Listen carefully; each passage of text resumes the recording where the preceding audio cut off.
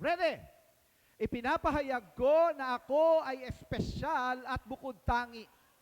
Hindi ako pangkaraniwan. Nilikha ako ng may dakilang layunin. Ako ay obra maestra ng Diyos na pinakamakapangyarihan sa lahat, Kanyang pinakamahalagang likha. Hindi ako natatakot sapagkat alam kong ako ay anak ng kataas-taasang Diyos, nilikha ayon sa Kanyang wangis. Ako ay higit pa sa mananagumpay.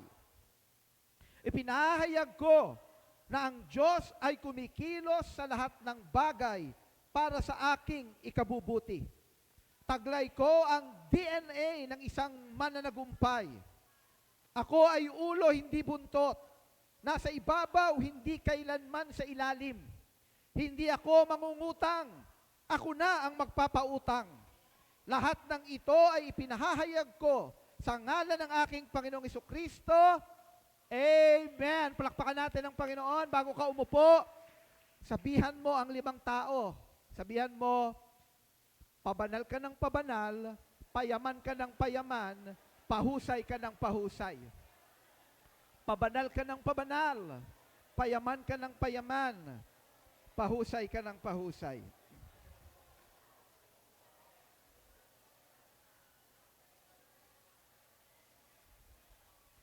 Kung nasabihan nyo na po ang 5 tao, kayo po ay makakaupo na. Alam nyo po ba kung ano po nangyari? Nung kayo po ay nagbigay ng declaration, ginamit kayo ni Lord na daluyan upang ang kapahayagan ng pagpapala ay matanggap ng inyong katabi. At kung kayo naman ay nadeklarahan, kayo naman ay nakatanggap ng positive biblical declaration at kung ikaw ay mananampalataya, mangyayari yan sa buhay mo. Amen? Sabihan mo ang iyong katabi, kapatid, mangyayari yan sa buhay mo. Sabihan mo siya, kapatid, hindi ka na magpapautang. Kapatid, hindi ka na mangungutang. Ikaw na ang magpapautang. Amen. Bakit? Bakit po natin sinasabi yan? Yan po ay pangako ng Panginoon sa Deuteronomy, sa Book of Deuteronomy chapter 28, na tayo ay pagpapalain ng Panginoon na hindi na tayo ang mangungutang, tayo na ang magpapautang. At darating yung point na hindi ka na nga magpapautang. Ikaw ay mamimigay na. Amen? Gagamitin ka ni Lord na daluyan ng blessing. Sa atin po pag-uusapan sa umaga pong ito, meron muna po kong nais na ipakita sa inyo na isang larawan. Ito pong larawan na ito, sila po ay isang soccer team. Wild Boar Soccer Team. Ito po ay sa bansang Thailand. At naging kilalang-kilala po itong Wild Boars Soccer Team sa Thailand. Nung kami po ay nakarating ni Revsel sa Thailand, noong, kung hindi po ako nagkakamali, November or December ng 2023. Naririnig ko na po yan. Pero nung time po na yon, hindi ko alam yung kabuuan ng kanilang kwento. Ito pong soccer team na ito. At sila po ay naging tanyag, hindi dahil mahuhusay sila sa sports na soccer. Ito pong grupo po na ito, pagkatapos ng kanilang practice, nung June 23, 2018, sila po ay nagkasundo na gumala. At marami po sa kanila, itong mga kabataan na ito, hindi nagpaalam sa kanilang mga magulang. Kaya sa mga kabataan, kung kayo ay gagala o may pupuntahan kayo, magpaalam kayo sa mga magulang niyo. So itong mga kabataan na ito, kasama yung kanilang coach, nag-decide sila na explore ang isang cave. Ito po ang Tam Luang Cave sa northern part ng Thailand. Ito pong cave na ito ay nasa boundary na ng Thailand at Myanmar.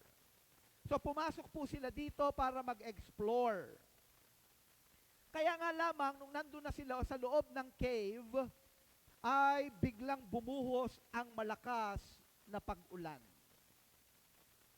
At kasabay po nito ay bumaha diyan po sa cave na yan.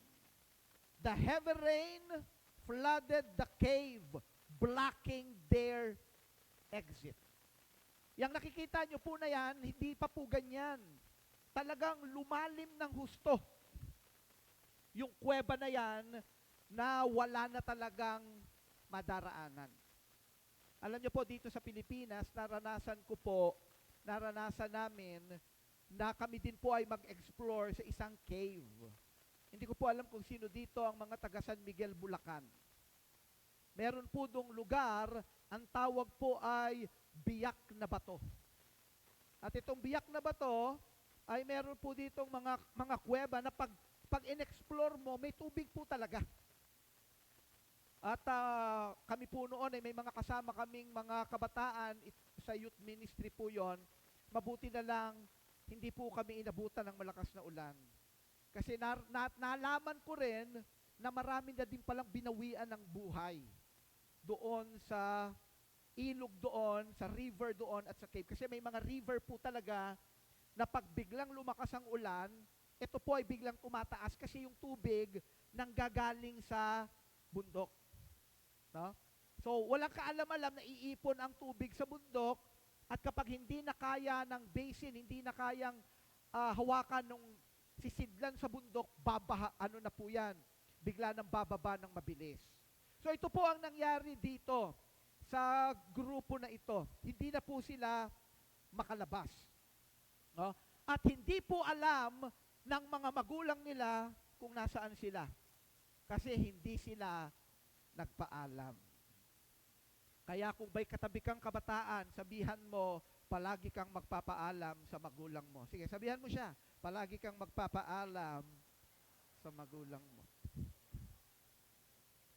Ang nangyari lang nga lamang, makalipas ng ilang oras, sumapit na ang gabi, wala pa itong mga kabataan na ito, hindi pa umuwi sa kanilang mga tahanan, inabot na ng umaga, hindi pa umuwi sa kanilang mga tahanan, nabagabag na ang mga magulang nila. At nag-report na sa mga kinauukulan at nagsimula na ang paghahanap. At nalaman nila na, halimbawa, yung isang magulang, nalaman niya, hindi lang pala yung anak niya, hindi nakauwi. Yung kasama sa soccer team, hindi rin nakauwi. At nagsimulang magtulong-tulong yung mga magulang ng mga batang ito upang hanapin sila. At merong isang park ranger doon sa gubat na nakita ang mga naiwang mga tsinelas at naiwan na mga bisikleta sa labas ng kuweba. Mabuti na lang, may naiwan doon. At nalaman na ang mga batang ito, kasama ang kanilang coach, ay nandoon sa loob ng kuweba. At ang nangyari po noon ay sila po ay humingi ng tulong. Alam nyo, kinailangan pa ng mga Navy SEAL. Kasi kailangan mag-dive doon sa kuweba upang hanapin yung mga bata na ito. And according po sa kwento, after 9 days, talagang nagutom na yung mga yan. Tama po ba? Nauhaw na yung mga yan sa loob ng kuweba. After 9 days, 2 British divers, mga banyaga pa, ang nakakita sa kanila. Buhay kasama yung kanilang coach on a rock 4 kilometers away inside the cave. Ang layo nung kanilang pinasok para lamang wag silang abutan ng tubig. Malayo po ang 4 kilometers. Kaya lang, ang ang ano po dito, ang challenge, paano ilalabas itong mga bata na ito. Because the rescue was extremely dangerous due to strong currents. Nararamdaman pa rin nila yung malakas na pag-alon sa loob, and the narrow passages and low visibility. Kahit na yung mga divers, nahihirapan sila kasi halos walang makita. By the way, pag ni-research nyo po ito, itong nangyari na ito, may 2 namatay dito na divers. Ganon ka-dangerous yung rescue operation. At dahil po ganon kadelikado na i-rescue, hindi lang po kasi ito 12, 13, 12 boys kasama ang kanilang coach. A massive international rescue effort was launched involving 10,000 people, including 100 divers, 900 police officers, and 2,000 soldiers. The operation lasted for another days. Alam nyo, 18 araw bago sila tuluyang nailigtas. Kasi yung unang Siyam, hinanap pa lang sila. Natagpuan sila sa loob. And then it took another 9 days bago sila mailigtas. Marami pong pinag-isipan anong pwedeng gawin. Gusto nilang humanap ng ibang daraanan. Hinigop na nila yung tubig. Actually, according sa report, billions of waters na ang hinigop. Pero talagang napakataas ng tubig doon sa loob ng kuweba. Ang kanilang naging solusyon ay magpadala ng mga divers, expert divers, sasamahan ang mga bata, 1 diver each. So between July 8 to 10, July 8, 9, 10, 3 araw na rescue operation bago nila tuluyang nailigtas lahat yung 12 bata kasama yung coach. They were guided by expert divers through narrow flooded passages. The boys were sedated. Kasi mga bata ito. Alam niyo ang ginawa sa kanila? Nilagyan pa sila ng sedative. Kasi baka magpanik kapag nandun na. Kasi 4 kilometers, napakalayo po nun para languyin. Okay? And nilagyan sila ng full-face diving mask. The 12 boys and their coach was successfully extracted. Kaya yan pong itong nangyari na ito dito po sa Thailand ay naging very, very famous po yan. Yung 12 mga kabataan na nailigtas. Sino po sa inyo naranasan mo na ikaw ay iligtas? O kailangan mo ng tulong? Kailangan mo ng tulong. Alam niyo po, nung nare-recall ko sa buhay ko, napakadaming pagkakataon na ako po ay nailigtas. Naalala ko pa noon, nung ako ay bata, teenager na ako, nagbibinata ako, ako po ay napakapayat. So sabi ko, ako ay mag-exercise. So ako po ay binilhan ng parents ko ng pang-exercise.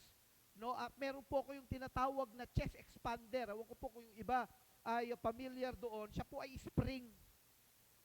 So lalagyan mo ng isang spring. Pag kinaya mo yung isang spring, lalagyan mo na naman ng pangalawang spring. Mas mahirap ng batakin. At meron po akong kapatid na lalaki. Ngayon po siya ay si Pastor June. Nagpapastor po siya sa ating Christ Darakaypian. 1 taon lang po pagitan namin. Kaya kaming magkapatid, payabangan kami. So ilalagay ko yung unang spring, babatakin ko. Pagkatapos sasabihin ko sa kanya, kaya mo yan? Ang gagawin po ng kapatid ko, babatakin niya rin yon. Ang gagawin ko po, dadagdagan ko na naman ng spring. 2 spring na, babatakin ko, kaya mo yan? Ang gagawin po niya, siya din po, babatakin niya rin po yon. Eto na mahirap, yung pangatlong spring. Nilagay ko pa rin po yung pangatlong spring. Hirap na hirap po ako. Kaya mo yan? Alam nyo, si Pastor John, nung 3 na, halos di niya na makaya, nakikita ko hindi niya kakayanin. Alam nyo, ginawa ko, pumunta ako sa gilid niya, at siya ay aking inaasar. Hindi mo kaya, hindi mo kaya. Alam mo, pinilit niya.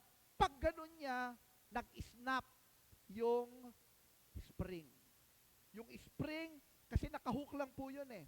Yung spring ay nag-snap, at hulaan nyo sinong tinamaan. Yung nang aasar sa gilid. Yung matulis na bahagi ng spring na natanggal, tumusok sa mata ko.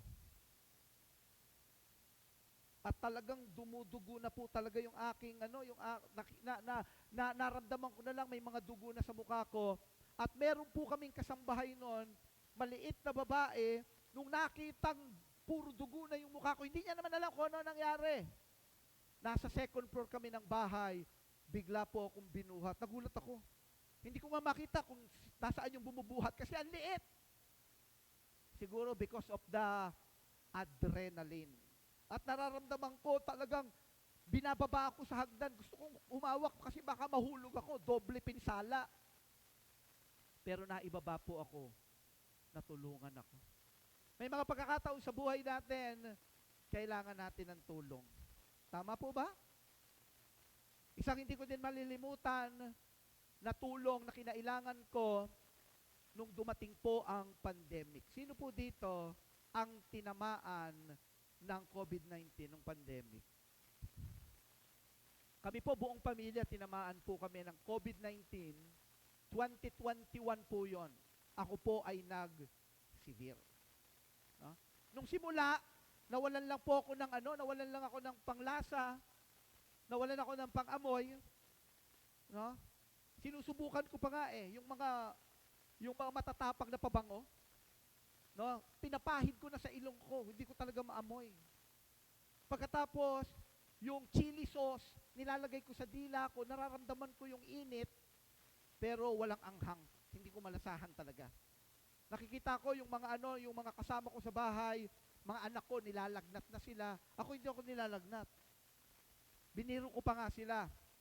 Sabi ko, mga mahihina naman kayong mga nilalang. Inasar ko. Kaya ngayon ayoko ng mga asar.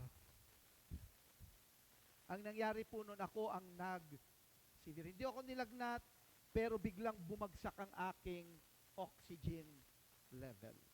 Alam ko po, marami sa inyo nakakaalam, ako po ay na-hospitalize at kinailangan ko po talaga, naramdaman ko talaga noong time na yon, kailangan ko ng tulong.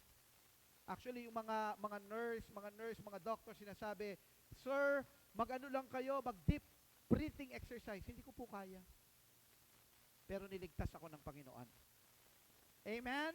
At ako po naniniwala, tayo pong lahat dito may kanya-kanyang kwento na dahil tayo ay mga limitadong tao, maraming pagkakataon sa buhay natin, kailangan natin ang tulong ng iba. Amen? Subalit higit sa lahat, kailangan natin ang tulong ng ating Diyos. Ang ayaw na ayaw ng Panginoon ay yung taong mapagmataas, na para bagang hindi niya kailangan si Lord. Pero maraming pagkakataon sa buhay natin, sa buhay ng tao, na hindi natin namamalayan, nagmamalaki na pala tayo sa Panginoon. Alam niyo po ba na ang taong hindi nananalangin, pag hindi ka nananalangin o hindi ka mapanalanginin, parang sinasabi mo kay Lord, hindi kita kailangan. Pero pag ikaw ay nananalangin, ang sinasabi mo sa Panginoon, Lord, hindi ko kakayaning magtagumpay sa isang araw na ito, sa isang buong araw na ito, kung hindi mo ako sasamahan, kung hindi mo ako tutulungan. Bakit kailangan natin ang tulong ni Lord? Kasi meron tayong kalaban. Naniniwala po ba kayong totoo ang Diyos? Can I hear your amen? A louder amen. Kung totoo po ang Diyos, totoo din ang dyablo. At ang dyablo, meron siyang kapangyarihan na magnakaw, pumatay, magwasak. Ang title po ng atin pong pag-uusapan sa umagang ito, The Greatest Rescue Operation in History. Hindi po yan nangyari sa Thailand. Hindi po yan nangyari sa Pilipinas o saan mang bansa. Pero the greatest rescue in history, nagsimula po yan nang ang tao ay nagkasala sa Diyos at kinakailangan natin ng pagliligtas. Basahin po natin ang salita ng Diyos because we believe that the final authority of our faith is the Word of God. Amen. Dito po sa Christ the Rock, kung kayo po ay nakarating dito for the very first time, we are here not to introduce new religion. Ang mission po ng Christ the Rock ay ang tao ay maipanumbalik sa isang malalim, matibay, at malapit na relasyon sa ating Diyos. At ito po ay mangyayari lamang sa pamamagitan ng salita ng Diyos dahil ipinahayag ng Panginoon ang kanyang sarili sa pamamagitan ng kanyang makapangyarihang mga salita. Sino po dito ang may dalang Bible? Pwede mo bang sabihin, Amen? Yung walang Bible, nasa Amen. Pero meron naman po kayong mga gadgets. Pwede nyo pong tingnan dyan.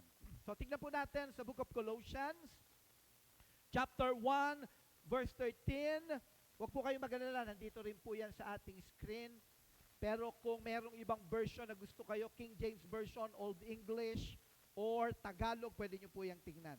Sabi po dito, for He, ang tinutukoy po dito, ay ang ating Diyos. For He has rescued us from the dominion of darkness.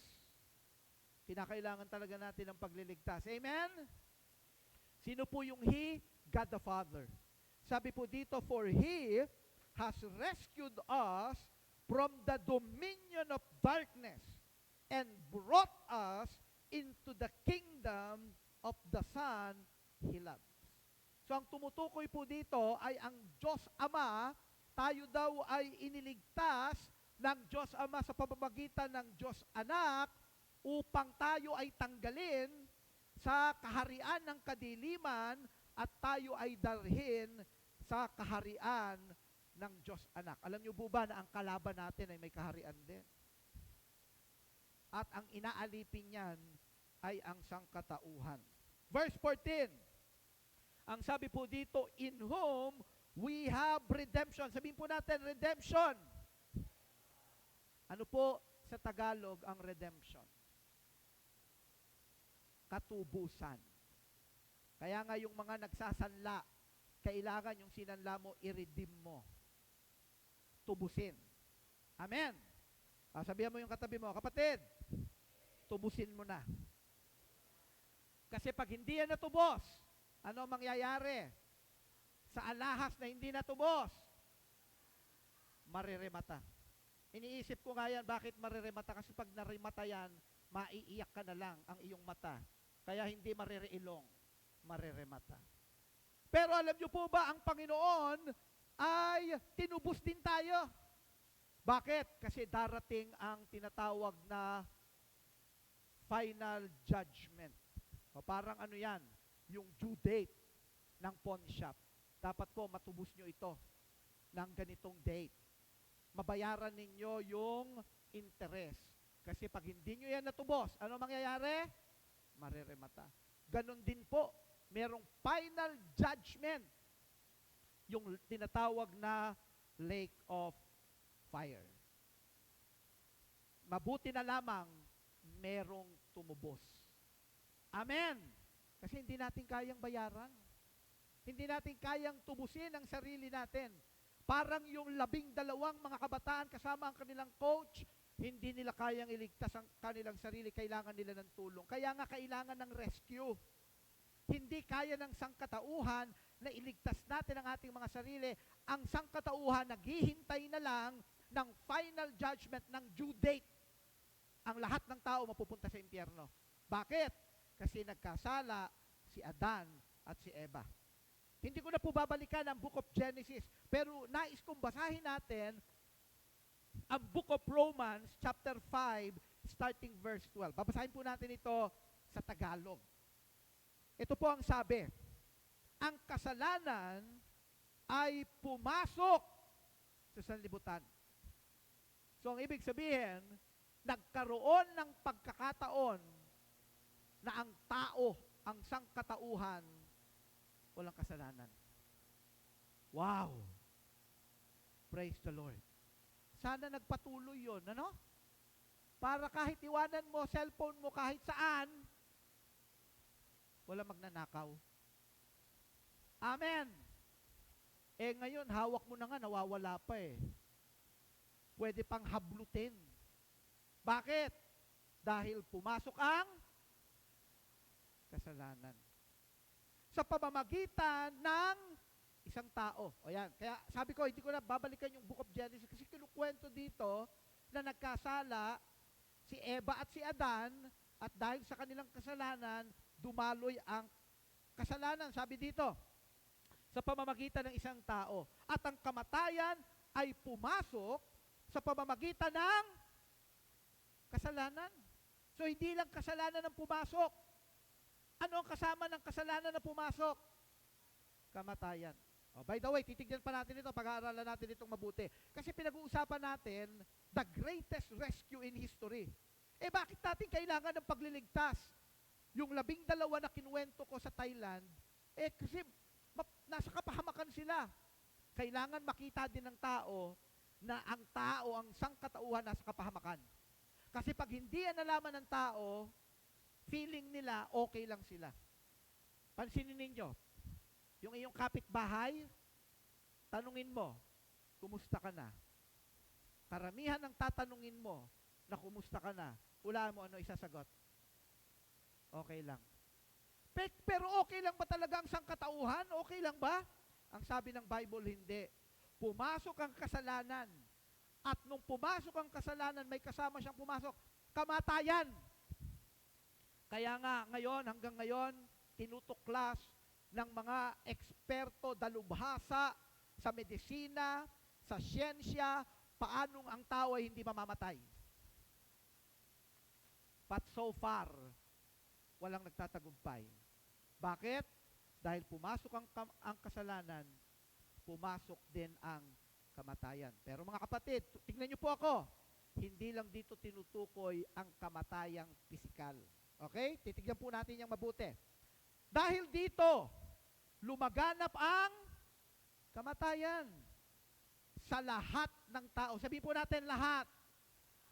So, ibig sabihin, ang kamatayan talaga ay mararanasan ng lahat ng tao maliban kung aabutan natin ang muling pagbabalik ng Panginoong Jesucristo. Sino po dito narinig nyo na merong tinatawag na second coming of our Lord Jesus Christ? Narinig nyo na po ba yon? Alam nyo po ba kung bakit may second coming? Kasi nagkaroon ng first coming. Kasi kung walang first coming, walang second coming. Pero merong unang pagdating ang Panginoong Jesucristo, ang tawag natin dyan, Christmas.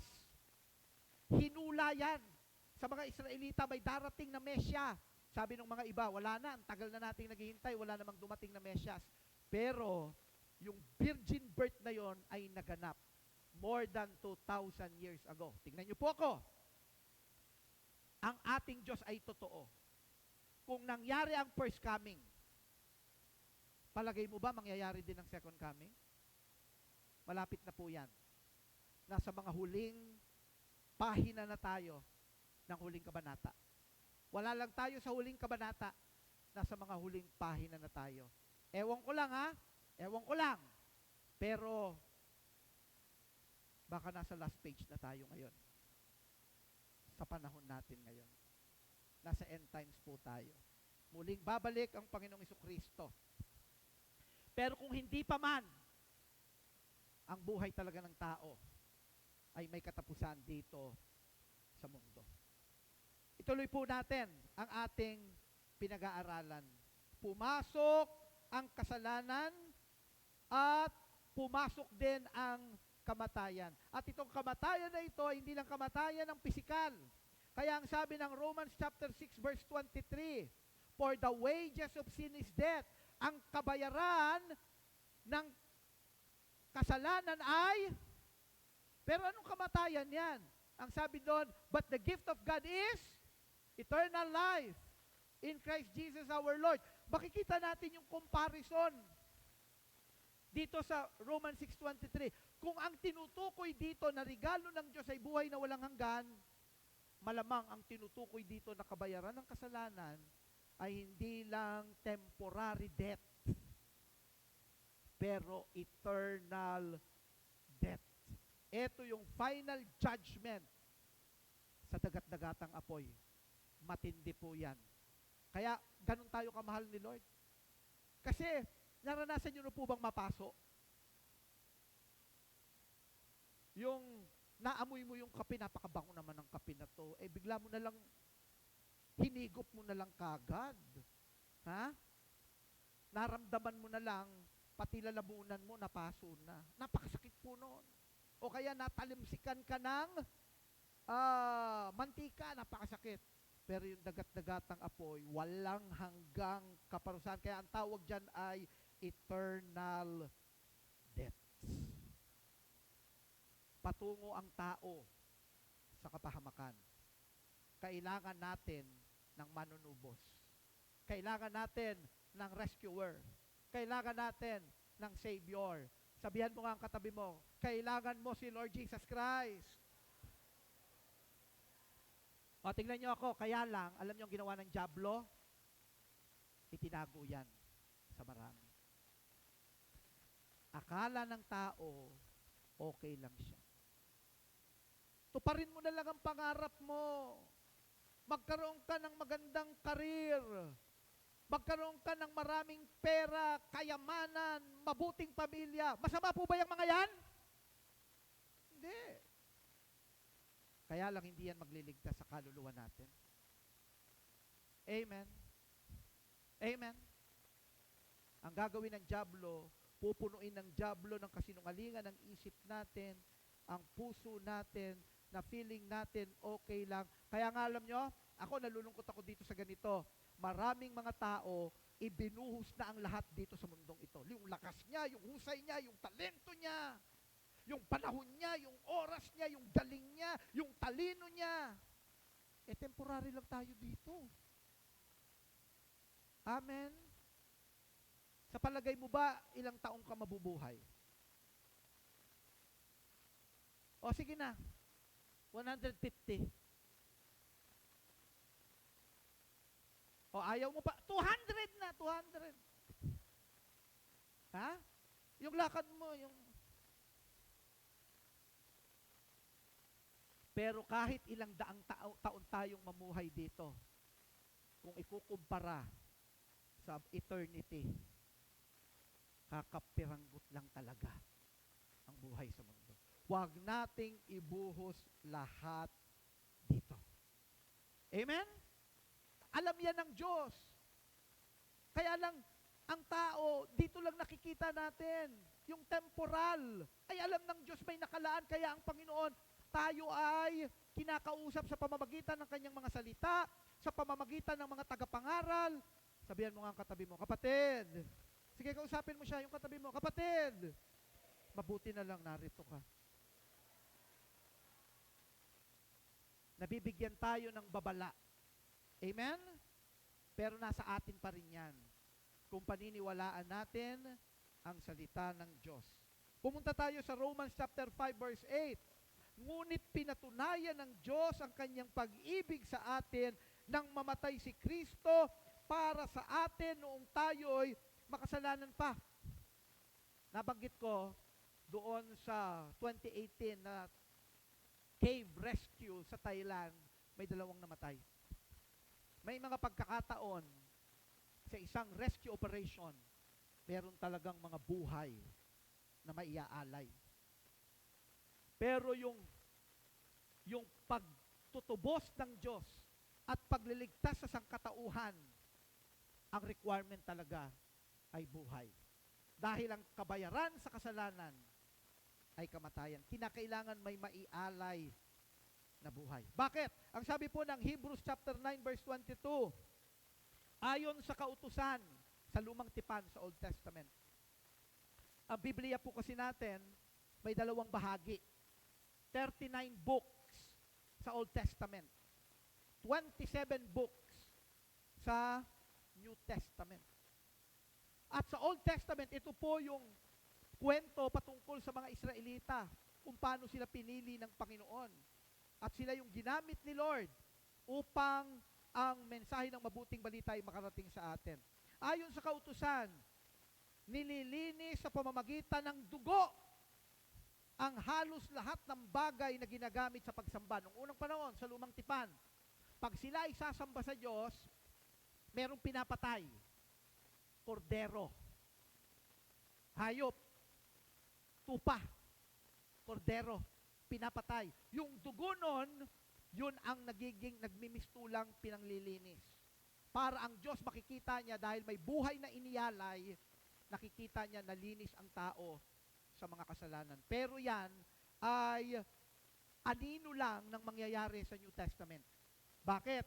Kasi yung totoong kordero, naalala nyo si Juan Bautista. Siya ay nagbabautismo sa Jordan River. At dumating ang Panginoong Jesucristo. Nung nakita niya, ano ang lumabas sa bibig ni Juan Bautista? Behold, the Lamb of God. Ang sabi ni Juan Bautista, ang kordero ng Diyos. Bakit tinawag ni Juan Bautista ang Panginoong Jesucristo na kordero or lamb? Dahil ang Panginoong Jesucristo ay mukhang tupa? Hindi.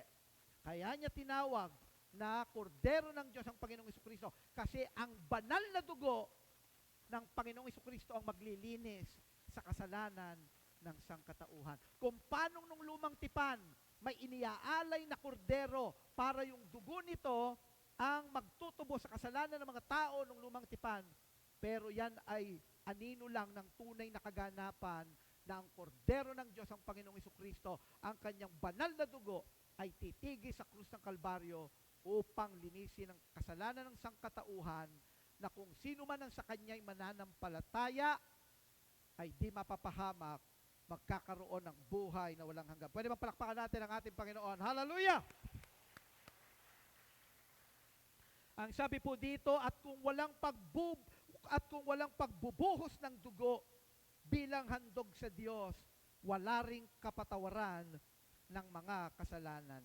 Kaya meron tayong kapatawaran sa ating mga kasalanan dahil merong nabuhos na dugo. Ang dugo ng ating Panginoong Jesucristo. Kapag ka ikaw ay nagsanla ng alahas at nakita mo doon sa tinatawag na, anong tawag doon sa binibigay pag sinanla? Anong tawag doon? Papel de ahensya. Nakalagay doon kung kailan yung due date.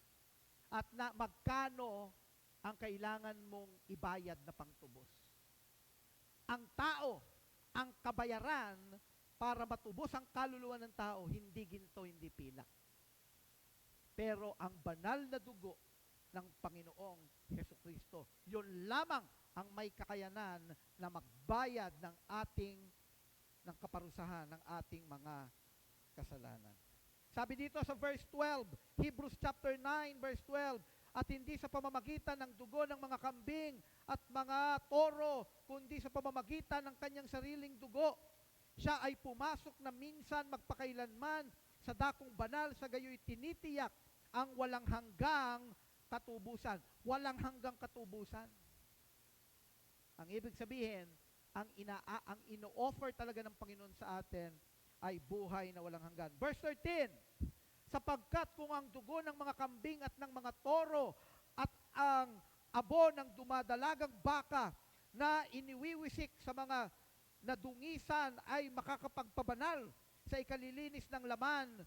Verse 14, gaano pa kaya ang dugo ni Kristo na sa pamamagitan ng walang hanggang Espiritu ay inihandog ang kanyang sarili na walang dungi sa Diyos, ay maglilinis ng ating budhi sa mga gawang patay upang maglingkod sa Diyos na buhay. Alam niyo ang ginawa ng Panginoon? Ang tao na magsisisi sa kanyang mga kasalanan, mananampalataya sa kanya, lilinisin ang banal na dugo ng Panginoong Jesucristo upang ang mga buhay natin ay magamit upang maglingkod at sumamba sa ating Diyos. Amen? Verse 15, last verse. Kaya't siya ang tagapamagitan ng isang bagong tipan upang ang mga tinawag ay tumanggap ng pangako sa pamanang buhay na walang hanggan. Sabihin po natin, buhay na walang hanggan. One more, buhay na walang hanggan. Yan po ang pangako ng Panginoon.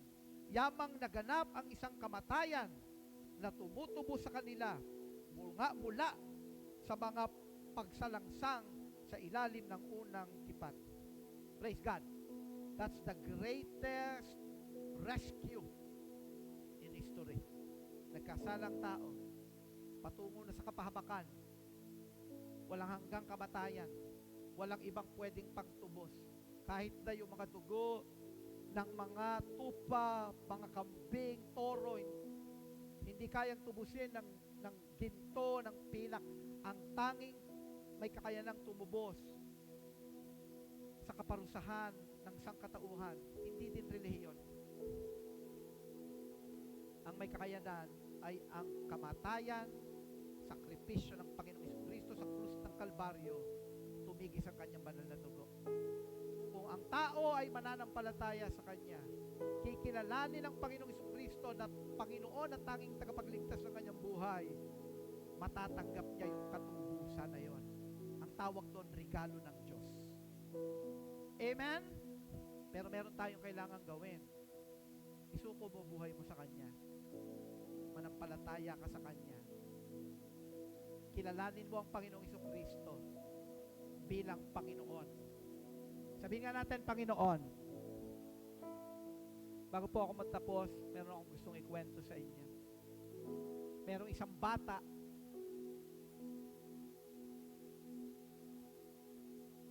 very creative siya.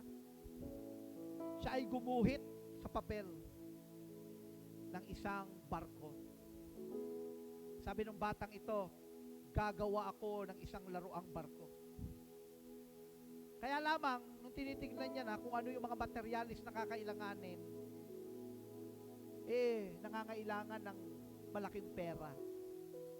Kasi ang nais niya, hindi lang siya gumawa ng isang maliit na laruang barko, gusto niyang gumawa ng isang malaking laruang barko. Hindi para sakyan niya, pero gusto niyang makita itong laruang barko na ito, na pag inilagay niya sa tubig, ito ay maglalaro sa alo ng tubig. So, ang ginawa ng batang ito, nag-ipon siya ng matagal. Yung kanyang baon, iniipon niya. May mga pagkakataon, hindi na siya kumakain ng lunch sa school. Iniipon niya lang yung pera niya. Then one day, naipon niya na yung tamang halaga. Ang ginawa ng batang ito, binili niya yung mga materyales at nagsimulan niyang gawin yung kanyang laruang barko. Hanggang one day, eto na, nakita niya na yung kanyang laruang barko. At ang ginawa niya pa, kanyang iginuhit, no? Isinulat niya, inukit niya yung kanyang pangalan doon sa loob ng laruang barko. Tuwang-tuwa siya. Ang ginawa nitong batang ito, nagpunta siya sa likuran ng bahay nila kasi ang likuran ng bahay nila ay dagat. At inilagay niya na yung kanyang laruang barko doon sa tubig. Pinapanood niya kung paano ito ay isinasayaw ng alon. Tuwang-tuwa siya kasi napakaganda nung kanyang ginawang laruang bangka. Nung napalingon siya ng konti, pagbalik niya, nakita niya yung kanyang laruang bangka, itinangay na ng alon palayo. Pinilit niyang habulin, hindi niya na mahabol. Napakabilis ng pangyayari. Yung laruang bangka na ito, itinangay na ng alon, lumayo na ng lumayo, hanggang sa hindi niya na makita. Umiiyak siya, malungkot na malungkot siya.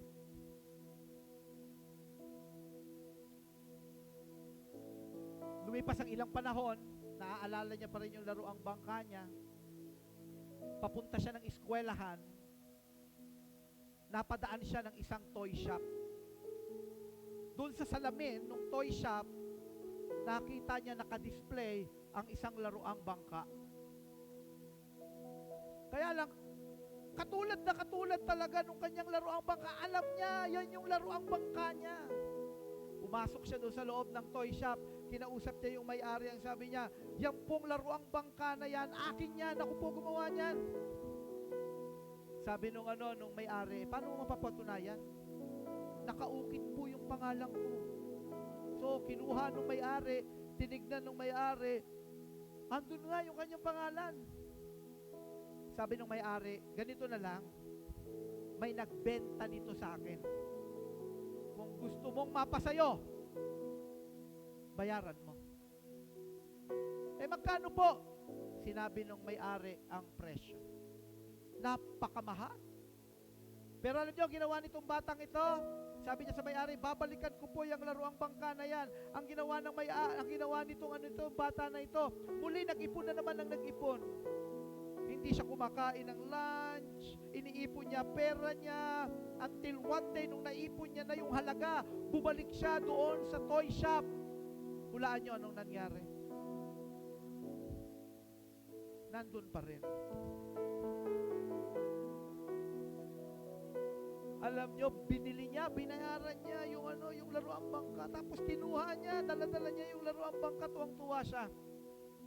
Ang sabi niya, 2 beses kang naging sa akin. Una, nilikha kita. Pangalawa, binili kita. Alam niyo po ba, 2 beses tayong naging pag-aari ni Lord. Una, nilikha niya tayo. God created us in His very own image. Amen? Kaya lang, ang tao ay napalayo sa Diyos. Ang alam niyo, ang ginawa ng kasalanan, tinanggal ng kasalanan ang appetite ng tao sa Diyos. Sa paraiso, nung panahon ni Adan at Eva, pag dumarating ang Diyos, nagtatakbuhan talaga ang tao palapit sa Diyos. Ang mga hayop, gusto sinasalubong na, naririnig pa lang nila ang yapak ng Panginoon, sinasalubong na nila si Lord sa paraiso. And then nagkasala ang tao. Yung sinasabi ng Diyos na pinagbabawal na bungang kahoy, kinain nila. Nung dumating ang si Lord,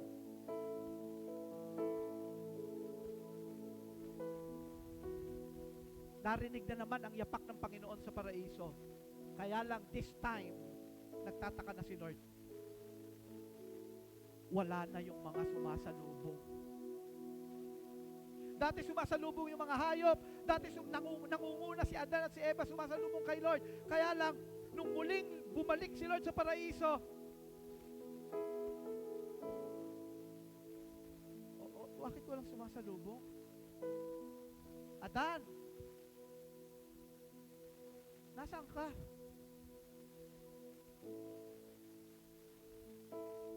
Nagtatago na sa Diyos.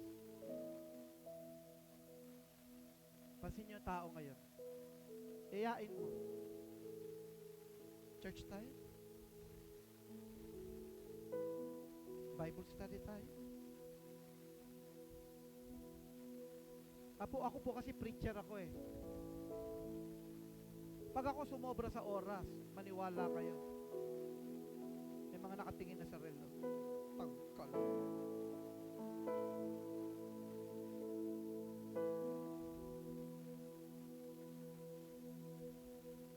Naiinip sa presence ni Lord. Lumayo ang tao sa Diyos. Sabihan mo nga yung katabi mo, kapatid, buti na lang nandito ka.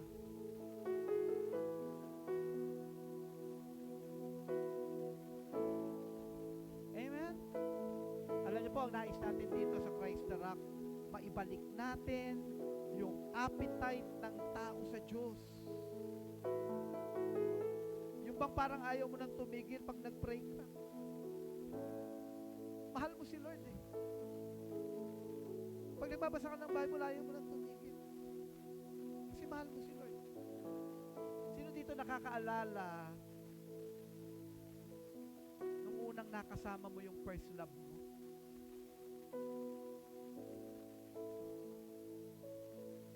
Ha? Alam nyo, kasi kami na Rebsel, dati uso yung teleponong may tali. Yung ibang mga bata kasi dito, hindi na inabutan. Ang telepono namin na iniikot na gano'n. Tapos aantayin mong bumalik. Tapos, inulusot mo na naman yung daliri mo, igagano mo, aantayin mo na naman bumalik. Pag may party line pa, hihintayin mo muna na matapos. Tapos ka na, baka kanina ka pa? Yung mga panahon namin. Ang Nung panahon namin doon, ang mga billboard noon, pinipinta. Kaya nung bata ako, tinitignan ko yun. Ako, hindi naman kamukha ni Fernando po yun, ah. Alam nyo, nung panahon namin, pastor, bata pa kami noon. In love talaga siya sa akin noon.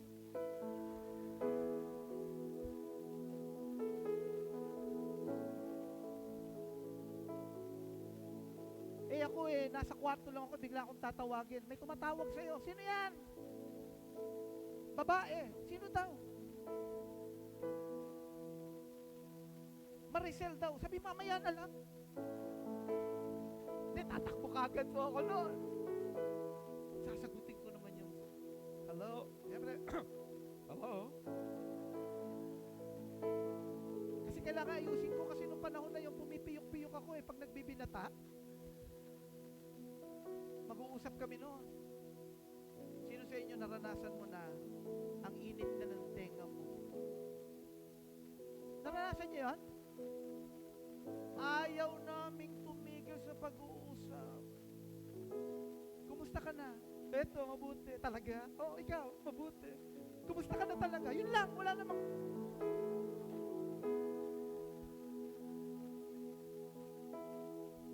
O may pasok pa tayo bukas. Oo nga eh.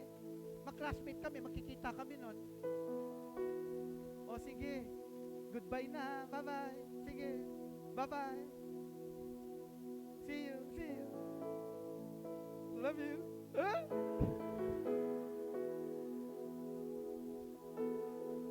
Love you. Sige, bye-bye na. Bye. Hello? Hello? Ay, hindi mo ba binababa? Mauna ka na, hindi ikaw na.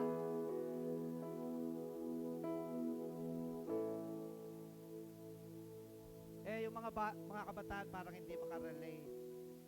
Kasi video call.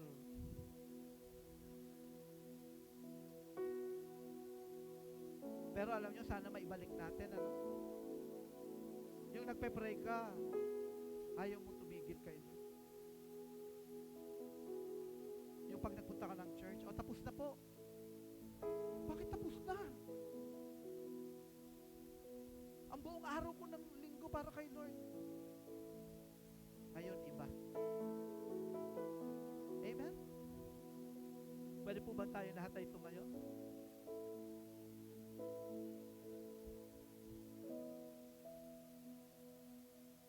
Sa pagkakataon pong ito, naniniwala ako nandito yung presensya ng Panginoon. Kung paanong si Lord pumunta ng hardin ng paraiso, narinig yung kanyang yapak. Alam nyo, sa pananampalataya, naririnig ko ang yapak ni Lord. Sana hindi tayo tumakbo at magtago. Sana sa umagang ito, salubungin natin ang presensya ng Panginoon. Pwede po bang ipikit natin ang ating mga mata? Habang ikaw ay nakapikit, may pinasasabi sa iyo si Lord.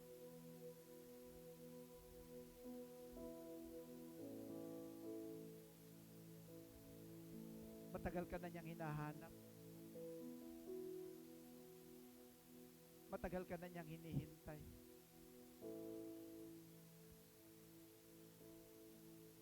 Kahit na nagkasala ang tao, mahal na mahal tayo ni Lord.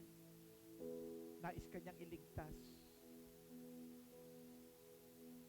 Nais niyang maipanumbalik ang isang malalim, ang isang matibay at malapit na relasyon sa Kanya.